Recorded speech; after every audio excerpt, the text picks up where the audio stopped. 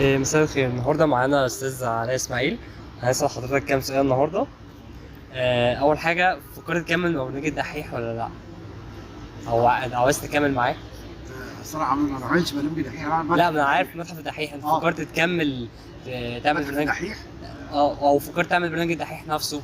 لا، اصل متحف دحيح نفسه اصله كانوا عاملينه قبل ما اروح، وما فيهوش حاجات جديده قوي بالنسبه لي يعني، فكان مم. ما فيهوش شيء مغري في تحدي. لكن متحف دحيح كان بالنسبه لي التحدي اكبر، الموضوع في شخصيات اكتر يعني. طب ايه البلاد بتجهز لها الفتره الجايه كاعمال، وفي اجزاء تانية زي السفاره وكده؟ الصفاره لو هنعمله مش هنعمله رمضان الجاي ده، غالبا نستنى عليه شويه. في حاجات كوميدي اوف سيزون، وفي حاجات بحب الحاجات الاونلاين اللي هي فيها سفر بره مصر. غالبا بحضر حاجه كده مع محمد سلام فيديو، وفي مسلسل بصوره في الاردن، فدي الحاجات اللي جايه. اصلا اكتر مشهد اثر فيك وعجبك في مسلسل السفاره؟ لما كان احمد بيكلم مامته في التليفون في الحمام. مش طب فاكر من الاول. طب بالنسبة للأفلام أو المسلسلات عامة، عموما يعني أكتر حاجة أثرت فيك، مش حاجة أنت عاملها، في حاجات انا عملتها ولا حاجات شفتها عموما؟ حاجات شفتها عموما. مصري ولا اجنبي؟ أجنبي. مصري خلاص، خلينا لا مصري. اجنبي. برسوت في هابلس، اخر مشهد لويل سميث وهو لما عرف ان هو مقبول في الشركه وكان المشهد ده بحبه برضه اه جدا. ده مشهدي المفضل عموما يعني. وبالنسبة للمصري بقى؟ بالنسبه لمصر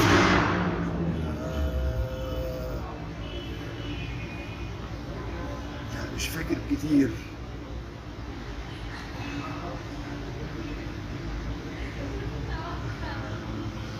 لا مش فاكر، معلش اصل هو كتير قوي. خلاص مش مشكلة، عادي. ماشي معلش.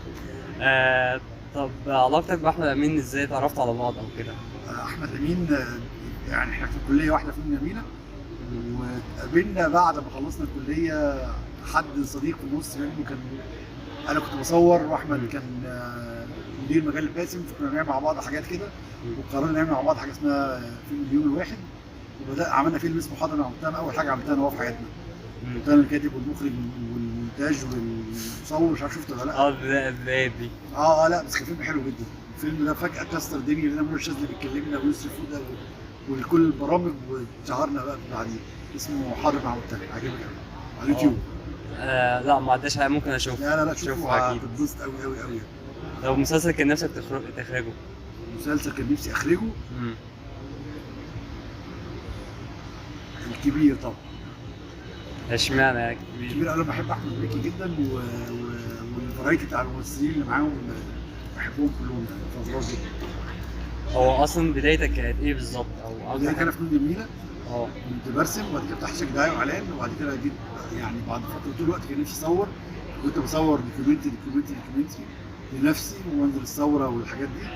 وبعدين بدات انا احمد امين عملنا اول فيلم روائي اللي هو حاضر مع متهم كتابته ده.